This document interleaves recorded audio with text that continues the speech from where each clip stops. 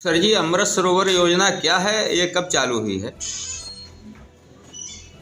पिछले वित्तीय वर्ष में अमृत सरोवर योजना प्रारंभ हुई है और इसके अंतर्गत ये प्रयास है कि लगभग प्रत्येक गांव जो 1 एकड़ या उससे बड़े ज़्यादा एरिया के तालाब हैं, उनको उनका सौंदर्यीकरण किया जाना, उनको प्रॉपर खुदाई करवाना, उनके किनारे वृक्ष लगवाना और कुल मिलाकर के इसका लक्ष्य है कि लोग जो पूजा पाठ अक्सर हमारे यहाँ तालाबों पर, कुआं पर यहाँ सब किया जाता था, जो धार्मिक और सांस्कृतिक आयोजन होते थे, तो उसी चीज़ को फिर से बढ़ावा देना, इसके माध्यम से जो बात साकार की जानी है वो ये है कि धीरे धीरे ग्राउंड वाटर जो रिचार्ज है, जी जी, दोहन ज्यादा हो रहा है, रिचार्ज कम हो रहा है जी, तो इसके माध्यम से ग्राउंड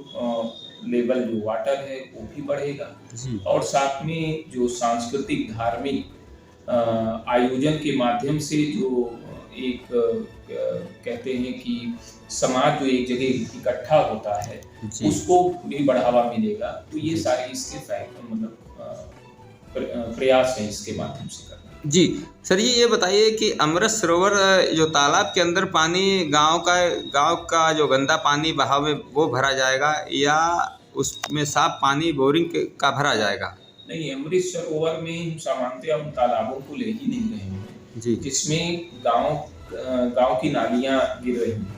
जी, उसमें अगर कहीं से इस तरीके की चीज आती है तो उसे ट्रीट करने का प्रयास हो रहा है। जी, उसमें जो पानी है वो बरसात का पानी ही भरे जाने का प्रयास है, तभी उसका मकसद सफल होगा। जी, जी, लेकिन यदि कहीं थोड़ा बहुत वाटर लेवल नीचे है, मतलब पानी पर्याप्त नहीं आ पाया है, जी। अमृत सरोवर तालाब में चारों तरफ बैठने के लिए क्या व्यवस्था है? ऐसा कुछ नहीं है। मैं तो बिल्कुल इसमें अलग दृष्टिकोण रखता हूँ, कोई ऐसी गाइडलाइन नहीं है कि उसके बैठने की। उसको सुंदर बनाना है तो उसमें बेंच भी डाल सकते हैं, डालना चाहिए। उसमें लोग पाथवे बनाते हैं। मेरा तो स्पष्ट मानना है कि जो कम से कम तालाब अगर है तो प्रकृति के साथ अगर हमें चलना है तो उसमें कम से कम पक्के ईंटें, गारे, इन सब का, सीमेंट का, लोहे का कम से कम उपयोग है। उसको प्राकृतिक रूप से सुंदर बनाया जाए कि जैसे उसके किनारे वृक्षारोपण किए जाए, पौध तैयार की जाए। उसका जो पाथवे भी बना रहे हैं लोग, इंटरलॉक भी लगाते हैं, मेरे ब्लॉक में भी लोग लगा रहे हैं। लेकिन मेरा मानना है कि उसको आप हेजिंग बना करके ईंटे की करके, और मैं तो मोटिवेट कर रहा हूँ कि आप वहाँ जो राउंड में गिट्टियाँ होती हैं उनको डालिए कि जो एक प्रेशर का काम करें, या उस पे घास लगाइए कि लोग थोड़ा सा प्रकृति के पास आए, नंगे पांव घूमे तो उनको थोड़ा शारीरिक रूप से लाभ हो। तो उसमें कोई ऐसा नहीं, हार्ड एंड फास्ट रूल नहीं है कि हम वहाँ इंटरलॉक लगाएं ही या वहाँ पर बेंचेस डालें ही।